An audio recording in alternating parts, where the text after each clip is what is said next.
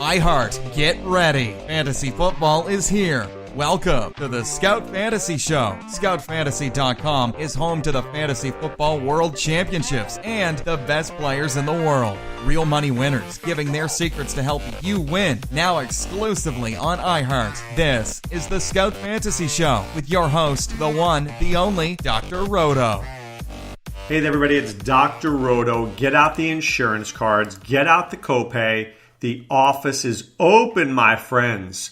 All right, it's crazy times. Las Vegas winning Game 1 of the NHL Stanley Cup Finals. We've got the Cavaliers against the Warriors in what's going to be an epic Ali Frazier type battle. Warriors are probably going to win. And of course, there's fantasy baseball.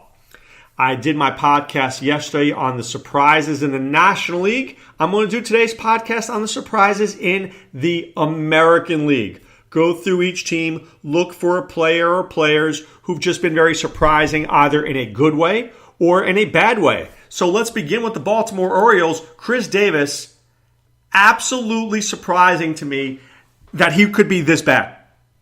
I mean, this is Lewis Brinson territory. The guy's hitting $156. When you're Chris Davis and you're hitting what Lewis Brinson's hitting, you know you're in big trouble here. I mean, this is a guy who people are taking around 8, 9, 10, hoping, maybe he'd hit 220, but give him 30, 40 home runs. He's not even hitting home runs. He's doing nothing at this point. I can't believe I'm saying this, but I've got to think that he's cuttable in every single league. I can't imagine a format where I woke up this morning and I said, I really want Chris Davis unless I got 10 points for every strikeout. So unless your league is given 10 points per strikeout, please get rid of Chris Davis.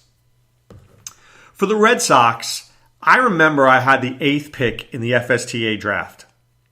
And the time came for me to pick, and it really came down to 2 players. Came down to Clayton Kershaw and Mookie Betts. Now, I live in Southwest Florida, as you guys know, and I have the opportunity to go to a lot of Red Sox spring training. And last year, Mookie Betts was hitting the cover off the ball in spring training. He was outrageous. He really was. Then he goes up to the majors, and he can't get a hit for like the first 2 months of the season.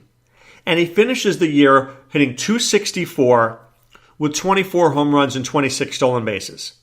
And I say to myself, this is what Mookie Betts did last year, and he didn't even get a hit until Memorial Day. I know I'm being a little, I'm over-exaggerating here, but he really was that bad. So I say to myself, look, if he's half the player I think he is, and he hits 300, what is he going to do? Well, here we are at the end of May. He's got 52 runs scored. He's got 17 home runs and 13 stolen bases. Are you telling me this guy is not the MVP of the American League right now? I think he most assuredly is. He's a monster. So I'm very happy I made that pick. I would think if we drafted right now, Mike Trout would be 1, Mookie Betts would be 2. That's how good he is. Jose Altuve? No thanks. Give me Mookie Betts. I'll be very happy with that. One of the reasons I enjoy playing fantasy baseball is that my fellow competitors are not necessarily outside the box thinkers. And I'm not saying that to insult the entire fantasy baseball community because it's a very smart group of people. But I always feel like they need proof. In football, people will work on a hunch. But in baseball, Tim Anderson had 162 strikeouts last year, and a lot of people shied away in drafts. I looked at him this year and said, he's got power, he's got speed. If he can cut down the strikeouts by 30, this guy's going to be a real good player. Look at him now, he's got 11 home runs and 11 stolen bases. I think he's a pretty darn good player. He's 24 years old. He's 24 years old. I know I drafted him in a couple of leagues this year, and I'm so thankful that I did. I am not surprised at all by Tim Anderson. I'm actually surprised that other people didn't draft Tim Anderson earlier. That's what I'm surprised at. Cleveland Indians, Andrew Miller. So, in sports, we see this all the time. Guys break down. They break down, and it can happen quickly. Well, Andrew Miller's breaking down right now. This guy's been unhittable for got to be what, 3 years now? 4 years now? Since 2014? 2014, 15, 16, 17. This year, he's got back issues. He's got arm issues. He's got knee issues. He's got issues. It's breaking down quickly. I was surprised by that. I didn't see that coming. Sometimes, and we talked about this yesterday in the podcast, there are players who don't have a great minor league pedigree. So let's talk about pedigree for a second. In horse racing, you look for a horse's pedigree and say, well, his mare and his sire were good horses. He then is going to be a good horse. Well, Nico Goodrum had one decent year, mind you, one in 2017 at AAA Rochester. He hit .265 with 13 home runs and 11 stolen bases and 460 at-bats. This was his best year ever. Now he's coming up to the major leagues and he actually has 5 home runs and 5 stolen bases and 100 at-bats. Who would have thunk that? I've been very impressed with Nico. Could he be their second baseman? Sure, they don't have Kinsler, so he might end up with the job. I just never saw that coming. I think that's an outright surprise. Outright surprise. I'm a big believer in psychology. I always have. I married a psychologist. And I believe that when you're unhappy, it affects you everywhere. Work, your family, your friends. Who wasn't happier than Jared Cole the last few years in Pittsburgh? He was miserable. He was miserable.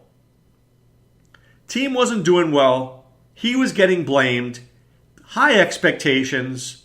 Now he goes to Houston and he's the Cy Young winner right now. Season ends right now. He gets my Cy Young vote. And he's not even the best pitcher on his roster.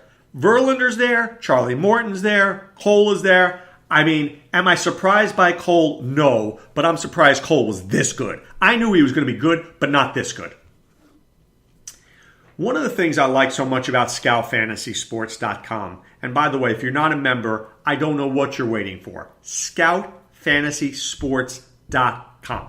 Okay? You find Adam Ronis. You find Sean Childs. You find myself. And I know that we talked about Jorge Soler. I know we did. And I know that it was either mine or Sean's or somebody's article preseason. Can't remember because we write so many articles. But one or more of us mentioned Soler as a comeback player of the year candidate. I think Ronis may have it as well. What other website that you're going to subscribe to are going to give you 3 guys who all give you Jorge Soler? Do you know how good Soler has been this year? Dude's had 271 with 7 home runs. And he was hitting over 300 just a couple of weeks ago. Okay? He's been a little cold recently. But I still think he's somebody to look at. A lot better than the dude who hit 144 last year. Surprised by Ian Kinsler. I'm more shocked by Ian Kinsler. This guy stinks. I mean, once again, the fall is coming quickly. So I've got a rule. I don't usually draft older players. I don't. I'd much rather lose with a 23-year-old with upside than a 35-year-old guy who's done. Now, I've got other friends who will draft Ian Kinsler. I usually don't. I did in Tout Wars. I actually cut him this week. I was surprised in this lineup that he can't get a hit. I'm very, very surprised. Speaking of not getting a hit, Byron Buxton, for the love of God, please can you hit the baseball? And what's amazing is that his second half will be pretty good. It was last year, but the guy's hitting a $159 right now with no home runs and 4 RBIs. He's got 3 walks and 27 strikeouts. This is an abomination. But he's a great, great defensive player, and the Twins are going to hope that he heats up. But I'll tell you this, I'm never drafting this guy again. I'll trade for him, but I'm not drafting him. If he doesn't like cold weather, I'm not drafting him. I can't handle this anymore. Okay. Because I live in Southwest Florida, I go to spring training. I hit like 3-4 games a year. And I saw the Yankees play this year. They played the Red Sox. And I saw Torres play. And I said to myself, he's good. Not great, he's good. He needs more seasoning. He needs more time. Well, I don't know if he needs more time. The guy's hitting .317 with 9 home runs and 100 at-bats. And here's the beautiful thing about Torres. The guy hits 9th in the Yankees order. When you've got Stanton and you've got Judge, and you've got Bird, and you've got Sanchez. Most teams would bring Gleyber Torres up and put him in the middle of the order. The Yankees bring this guy up and let him hit ninth. They don't care if he doesn't hit. And then he hits because there's no pressure on him to hit the ball. Unreal what this guy's been doing.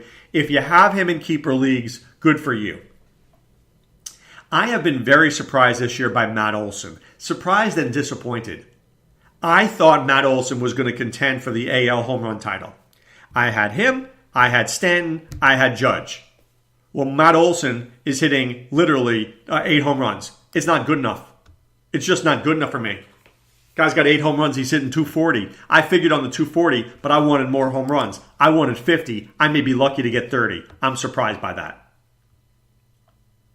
I'm surprised by Robinson Cano. I think he just blew his entire Hall of Fame status. I was shocked when I saw that, but it seems like a lot of his teammates weren't surprised by Robinson Cano. Shocking to me. He's out on suspension for PEDs. I'm a big believer in there's post-hype sleepers, and one of those guys is CJ Cron.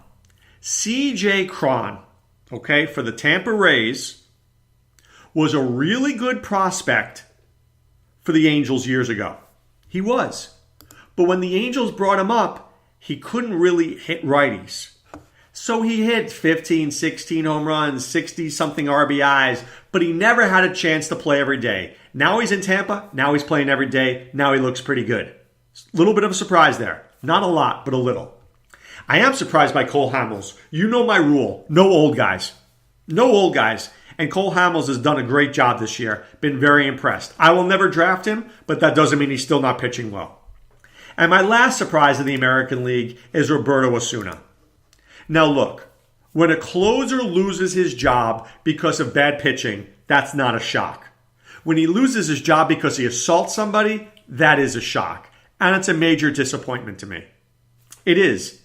And there's no way I can come back from that.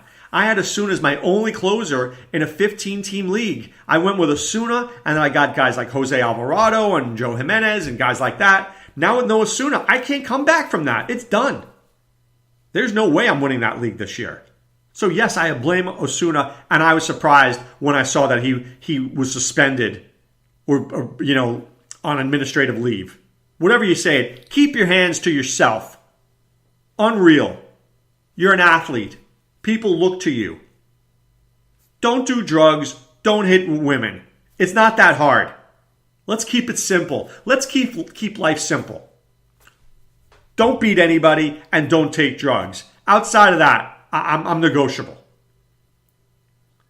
All right, but it's time now to put away the insurance cards, put away the copay. The office is closed, my friends. Just a few days left in May, and if you're going to do that, May Madness at playffwc.com. Playffwc.com. If you put your deposit down now for a team, the good news is you'll be entered into a giveaway where we'll be giving away a free team. 1 out of 20 people will get a free team in the Fantasy Football World Championships. You cannot beat that. It's the best deal anywhere.